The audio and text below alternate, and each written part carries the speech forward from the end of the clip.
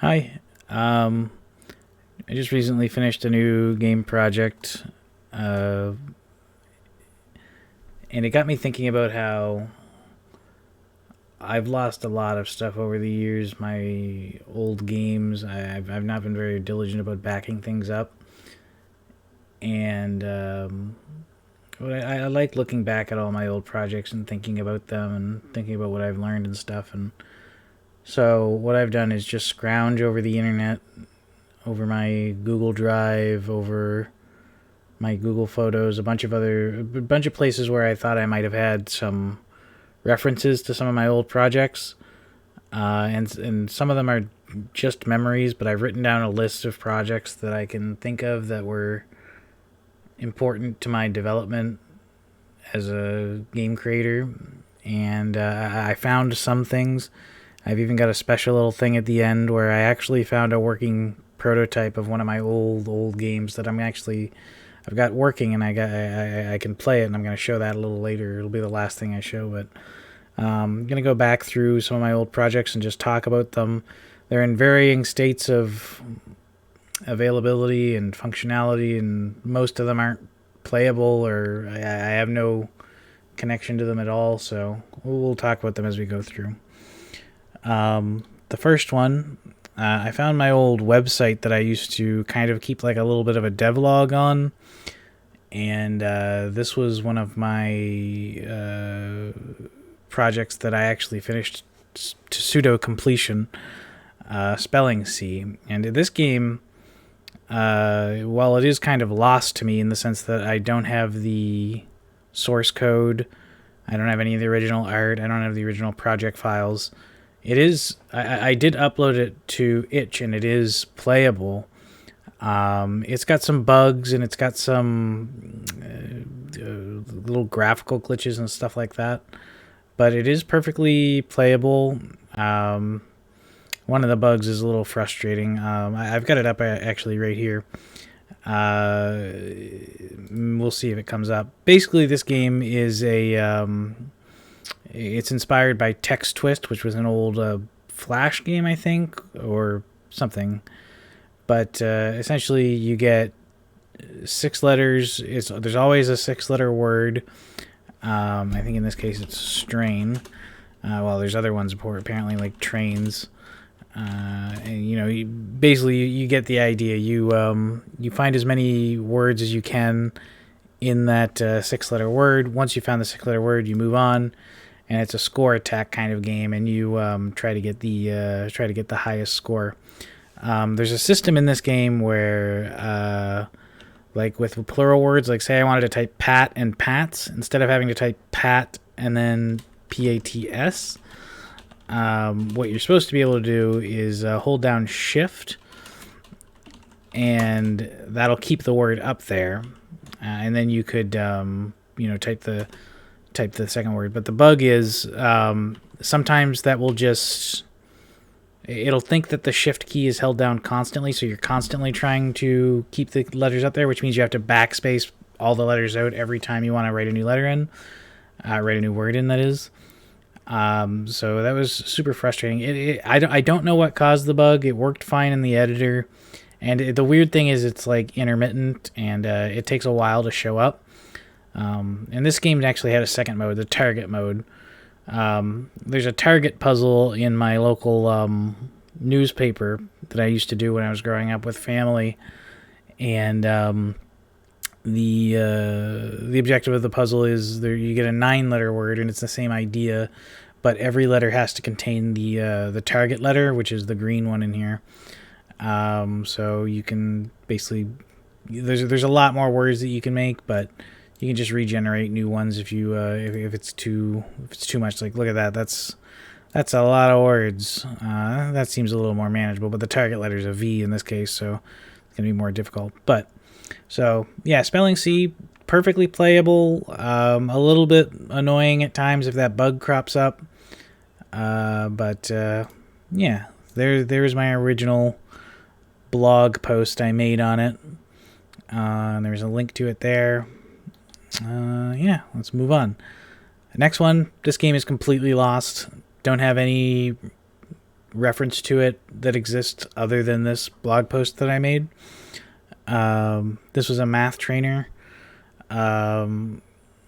Basically, this was me trying to learn how to. I think this was before spelling C, but the orders that I put them up on my blog might be wrong. I don't remember exactly how this all came to be, but this was basically me trying to play around with more math stuff, just learn some basic math and how to implement it and how to think about it in terms of programming. So I had all of these different games that were playable. I don't remember exactly how they all worked. Counting shapes, I don't remember what that was. Tens and ones. It's probably just like that, like roads, fields, and houses type thing, but I don't really remember. Even or odds, pretty explanatory. Time. I think there was like a digital clock that came up and the arrows would point. You had to tell the right time. Bunch of different stuff. Here's an example of one of them. You basically could drag and drop stuff, and it would check to see if you were correct. Oh, this was, if you picked a random marble from a bag containing the following marbles, how likely are you to pick up a purple marble? I think it would be probable, if I had to guess. I can still do grade 1 math. And there was like explanations for if you got things wrong. There's these web links to play them, but they are dead, I think. It's kind of a shame. But it wasn't the actual project folders anyway, so I couldn't actually go back and look at the source code and how I did stuff, even if I could get it to work, which maybe it is possible, but I think those links are dead. So that's the math trainer. This one I didn't even take a screenshot of. It was a game called Factors, and it was pretty simple. It was just you had like you could set like a minimum and maximum range for a random number that would be generated, and then the game would just basically check to make sure it wasn't a prime number, and if it wasn't, you would have to type in all the factors of the number. So if it came up with, I'm going to pick something simple because I'm not super thinking very hard right now, but if it came up with like 15, you would have to type in 5 and 3, and then you would move on to the next number, and that was all it was. It was a surprisingly fun little game. You basically just keep doing them over and over, and it was like I don't think I implemented any like score checking or anything, but it was like a speed thing to see how fast you could keep yourself doing it. It was fine. It was a fun little game. This was another article I found. This wasn't exactly a game, but I was trying to learn how A* works, and I think I kind of figured it out with like. So I'm my favorite game of all time is the original Fallout, and I wanted to basically recreate that pathfinding system. So I basically did. There was a web playable link, and it was like, I forget exactly how it would work, but you would like click on one hexagon and then click on another, and it would like highlight them based on how the A* algorithm was looking at it. It would like show things on the open list in one color, and I forget exactly how it worked, but and you could put up walls so that it would have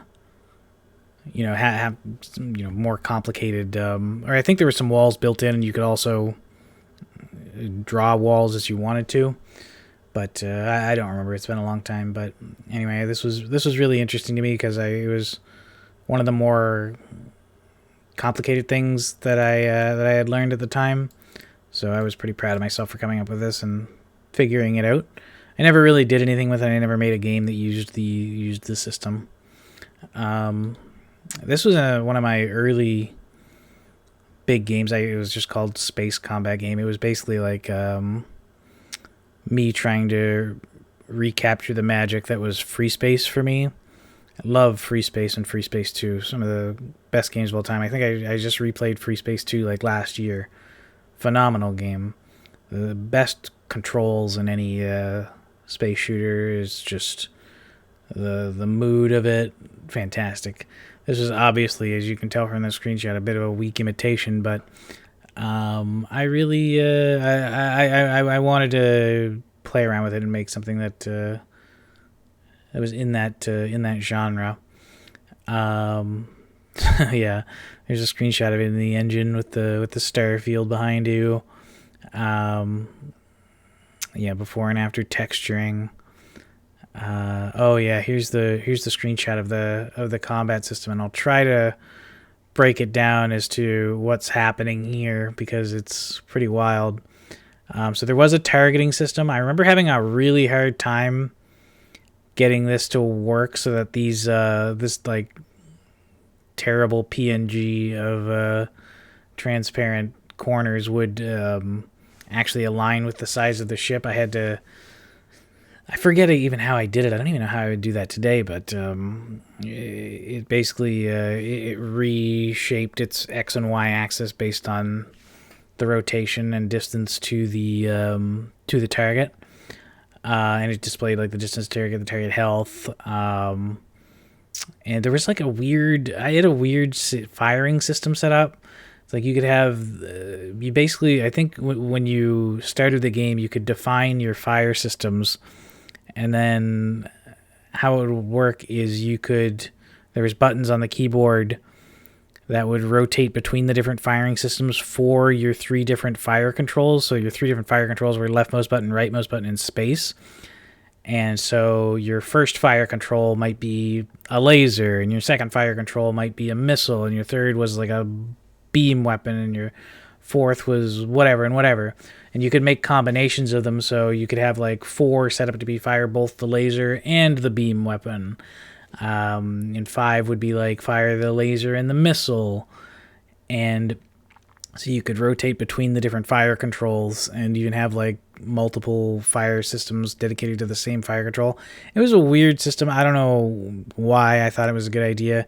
This was the beam weapon. It didn't work very well, but it didn't look very good. But I was playing around with it, and it was functional. You can see the skybox isn't exactly working correctly in the engine. It was a bit of a mess, and I forget what this green bar does down here. It was either your health or like the charge of your weapon or something like that. But this was one of the earliest prototypes I was making. I'll talk about some of my earlier ones later, but this was one of the first ones that I was like really putting effort into.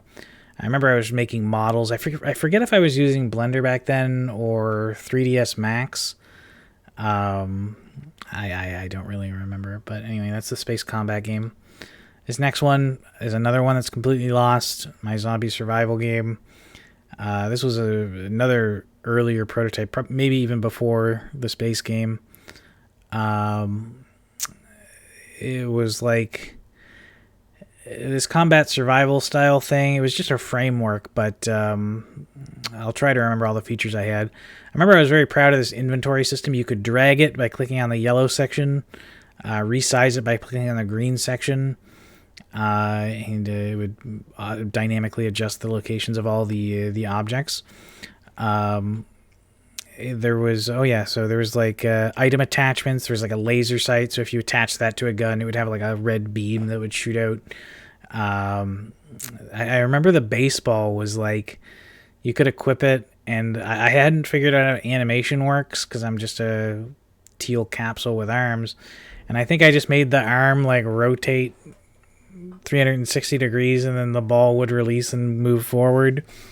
And I think if you struck a zombie with it, it did like a minimal amount of damage. It was weird. But I had the guns working. Like you could shoot that revolver, that shotgun. Like here's fighting a horde of zombies. Oh yeah, there was a door. There was a system for like making buildings, and you could open and close doors. And I think I planned to have it so that the zombies could like smash down the doors, but I don't remember I don't think I ever implemented that. Yeah, that was a fun one. Never did much more with that. Oh yes, this screenshot is all I have left of some old tank game that I made. And I think this might have been like one of my very earliest game development projects. I don't think I did this in Unity. I think this was another game engine, but I don't even remember what it was. But I could be wrong about that. It could have been Unity, but I have a memory of using something weird to make this. And I don't remember too much about it, other than you could turn your turret independently of the treads and shoot at other tanks. And I think the tanks like might have just moved left to right or up and down, and they would spawn in, and you would have to shoot a number of them. And I want to say there was like power-ups, but I don't think there were anything interesting. It might have been just like, now you can shoot faster, now you can move faster, or rotate your thing faster. But I don't even remember about that. And this screenshot got me thinking about other games that I've made that I had almost next to nothing saved about. And I'm sure there's probably a dozen of them, but the one that really sticks in my mind was this game I created that was like a 3D dungeon crawler. And I was really proud of that game, and I wish I still had it, because this was kind of way above my level at the point. But the idea was it would generate a dungeon based on you could input text to make the dungeon, which was interesting. So the way it worked was like you would have a text editor, and if you wanted to make a hallway, I think it was like, so there was like, if you think about the way, I'm trying to even think of a way to describe this, but it would essentially, it dynamically generated this dungeon based on input from a text editor, or just plain text. So if you think about like the way a dungeon works, like in an empty room, all of the components in the middle. Let me just maybe open up a text editor and see if I can describe it. Like, you might have had walls at the top that look like this, and then walls that look like this on the sides. But the walls on this side would use a different character, because I think it might have been this. Like, so this would tell the engine that it was basically to create a like walls like this would have and this would be a corner, like, and I think there was like different letters and stuff for corners because they were a little bit weird. So and the ones in the middle would just have a ceiling and a floor. The ones on the walls would have a ceiling and a floor and that particular wall. The corners would have the ceiling, the floor, and then the wall on both sides, like where the corner was. And so this was how, and it dynamically generated all of this. And I remember having so much trouble getting this to work efficiently, because it would basically create all of these things as new game objects. And I don't remember exactly how I solved that problem, but it was like there was also problems with UVs, and sometimes like you would have to kind of do a lot of trial and error to figure out when you created a new like plane or a new object, which side of the object was supposed to be rendered and which side wasn't. And I remember I had some basic enemies in an inventory system.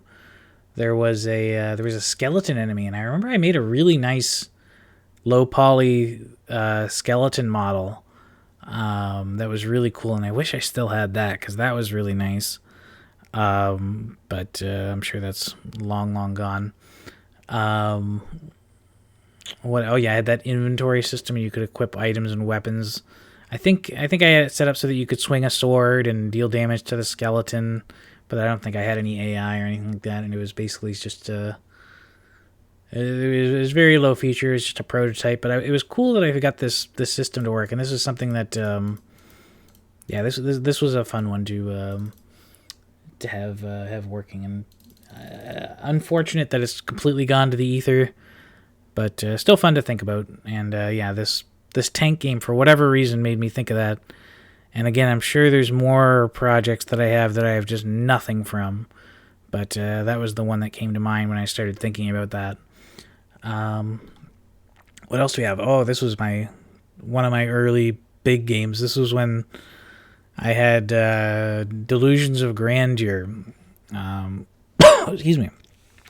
I worked really hard on this one. I called it Aria. I don't remember what I think it was just a play on the word area. It was like, I don't know what to call this. It's an area, so I called it Aria or whatever. And that was the name of the world or whatever. I actually ended up releasing this game, and I have a build of it down here, but it doesn't work, and I'll show that in a minute. But it was called Vengeance Trail Tactics, turn-based strategy use. I think how it was defined in the Unity Ender, but when I released it, it was called Vengeance Trail Tactics. Yeah, this was from when I was in alpha state. Yes, I modeled this big castle. That was fun. I think it had some lighting on those torches, and these like new game and stats buttons were 3D objects that you could mouse over, and they would get bigger and click on them. I don't even remember having what the stats were. But oh god, I remember I worked on this game so hard. I wish I could. Can I maximize these? Guess I can kind of do it. What am I doing? Oh god, what a mess. Can you just, let's just refresh this. What did I do here? What a mess. Oh god. What a shame. Now I can't. Oh, it's getting worse. It's getting worse. I just want to look at the image. How do I?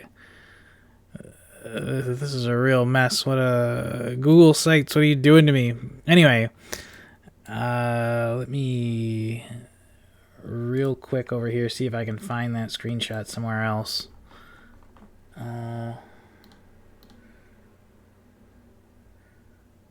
Sorry about this. I didn't expect that to happen. No, I don't have it. So what that screenshot was supposed to show, insert link, uncrop. There it is. Okay. So I'm not going to try resizing it anymore. Here it is. So this was the screen you would see when you started a new game. And you could like create 3 little characters that had like a little face generator. There was like a bunch of faces that you could pick from. Each character could start with one item that you could choose. That this was a sword.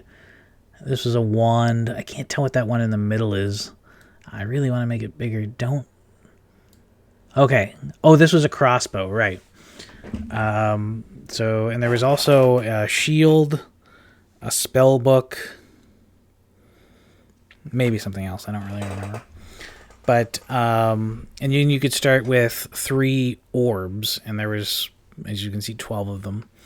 Now, I'm going to try to remember what all these orbs were, but, and what they did.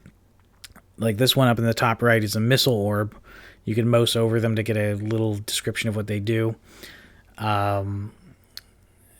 So yeah, like the way it worked is, and I think there's a screenshot down here that shows the inventory system, which might make this a little simpler to understand.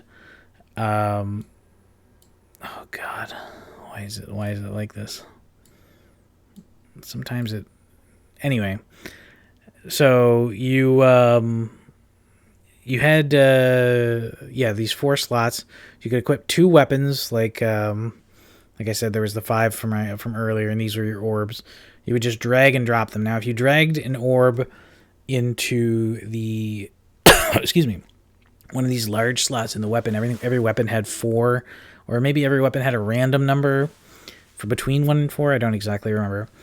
That would basically give you an ability. So if you dragged this lightning one into the wand, it gave you this ability, spew lightning, and it would give you an idea of like what that ability did.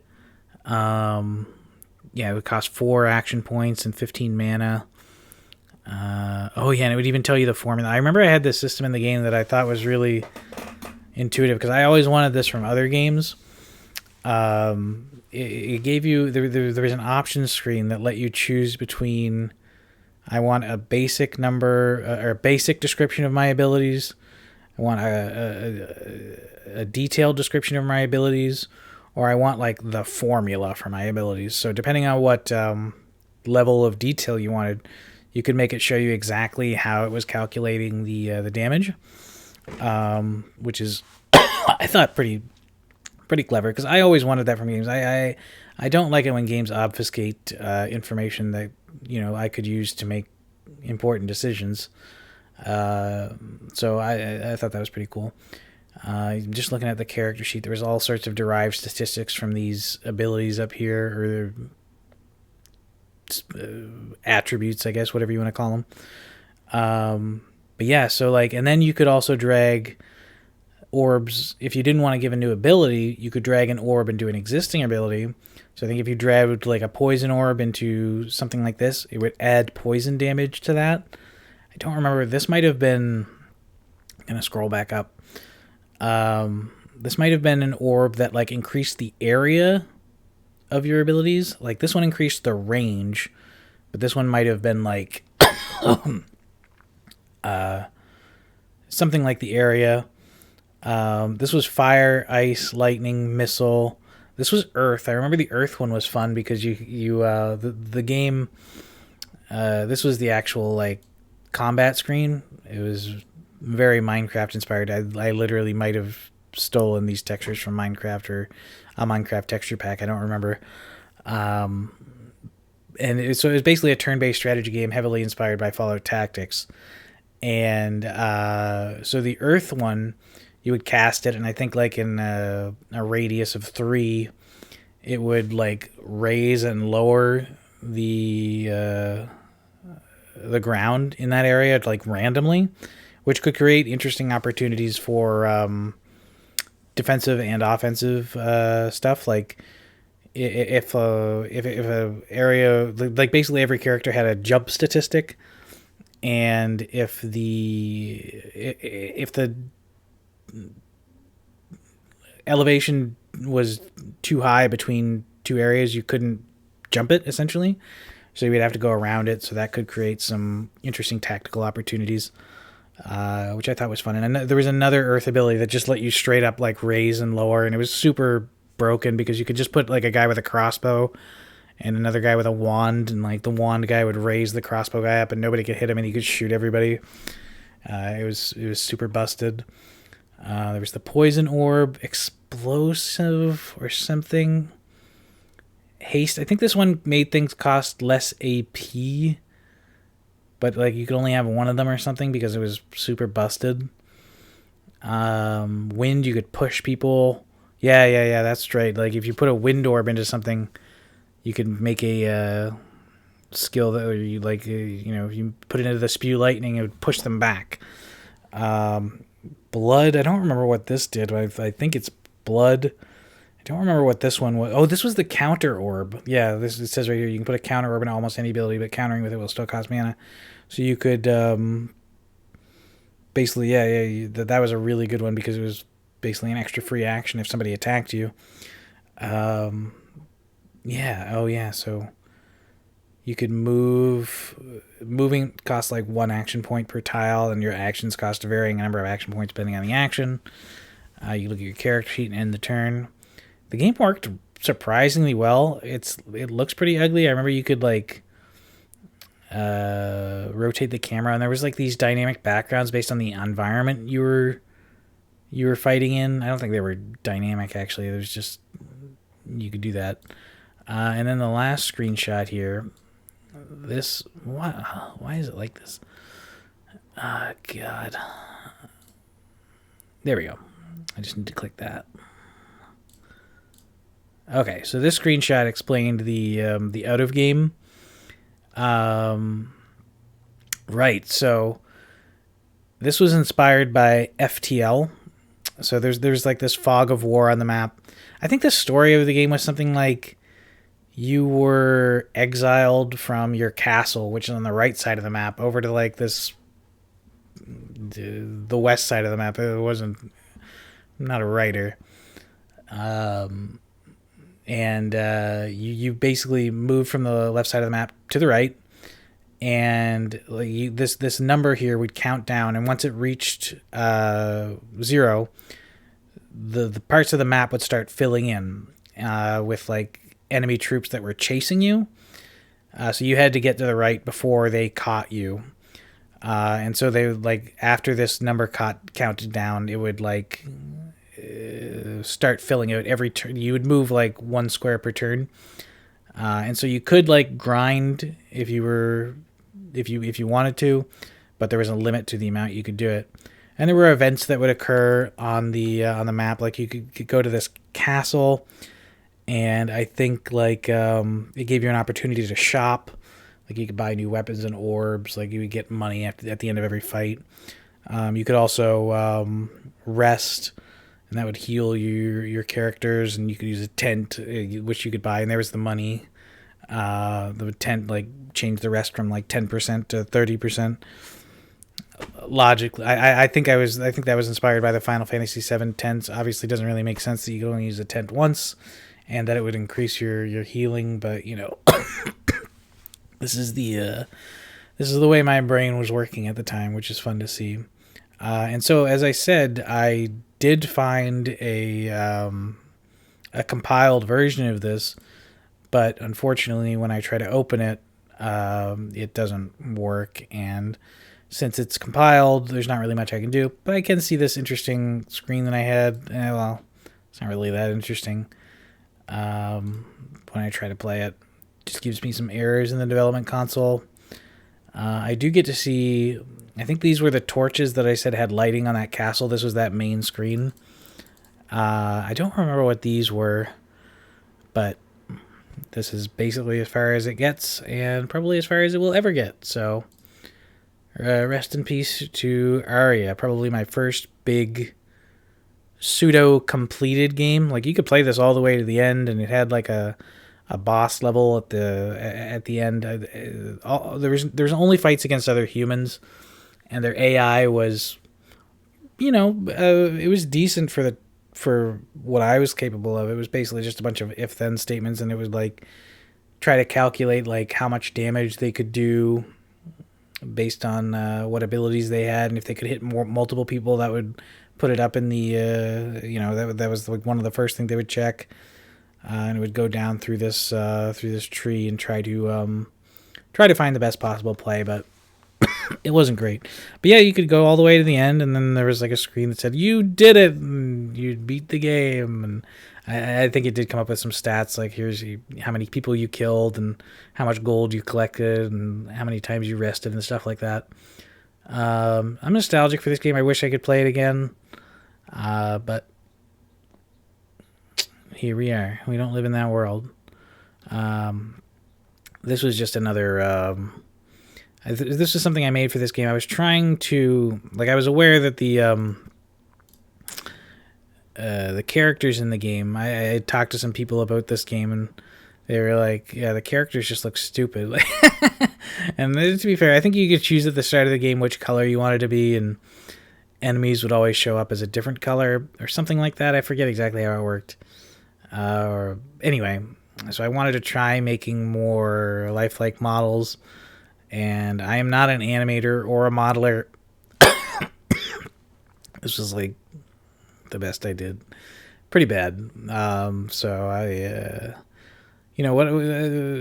speaking of that, it's like you get to learn after a while what you're good at, and it's like I like making systems. I like. I'm not great at artist. I can make art, but what I like is thinking up systems, implementing them, making them work. That's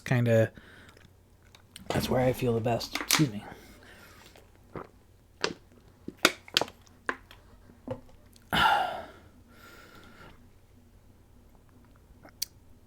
There we are.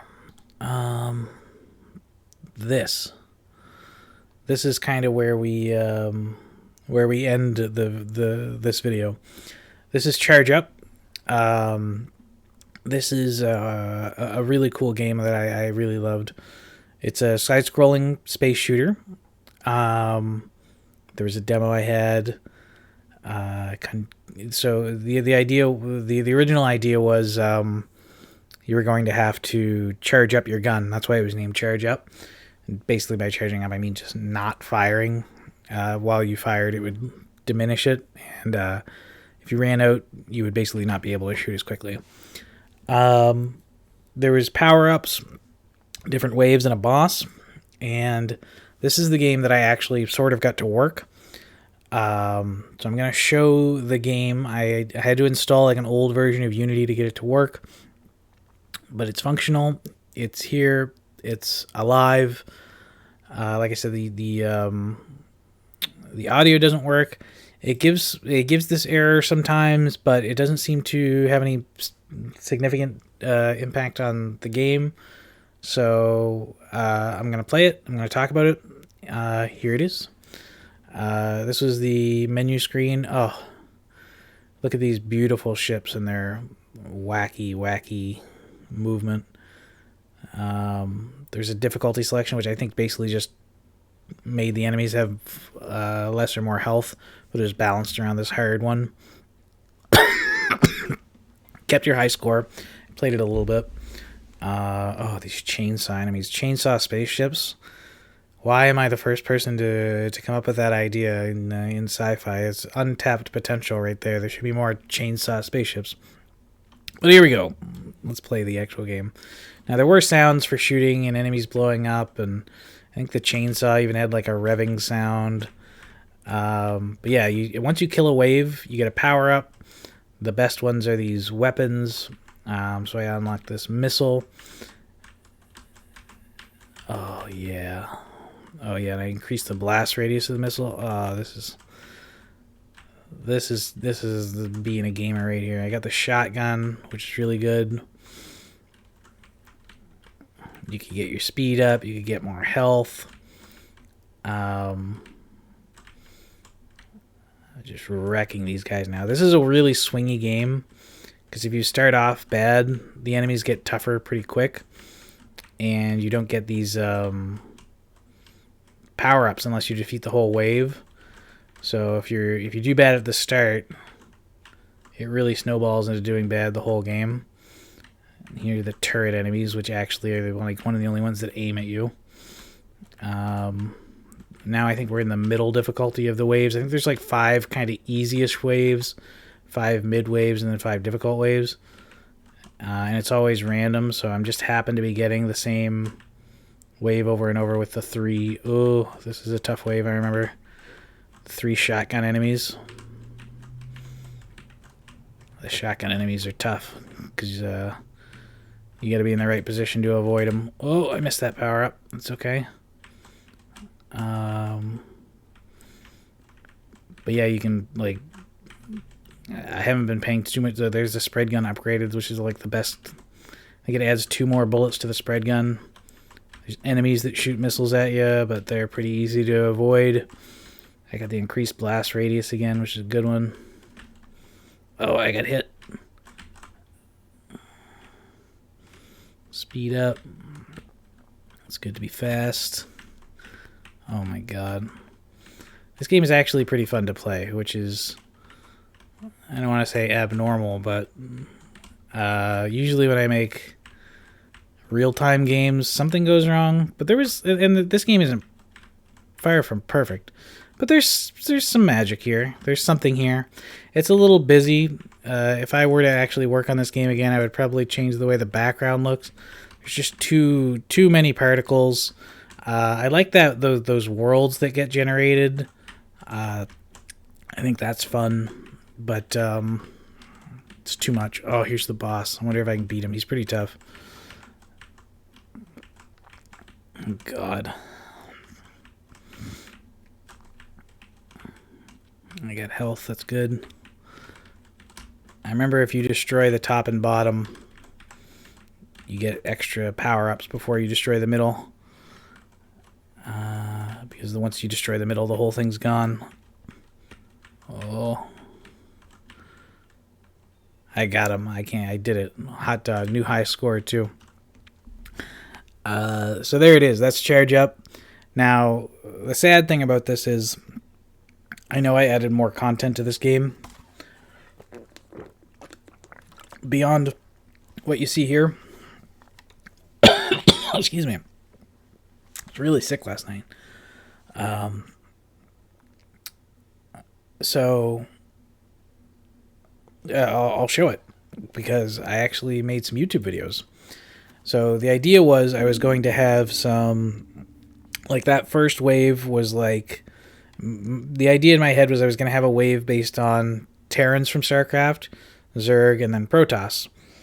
And that being the case, the second wave I was going to work on were these like Zerg-like enemies, and I remember making this guy.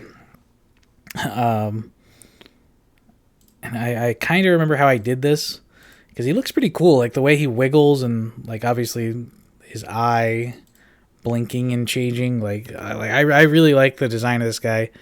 And he's fleshy, so this was kind of like one of those Zerg guys, and I think he would just move forward, and he was like a just a suicide kind of. I don't think he had any attacks or anything.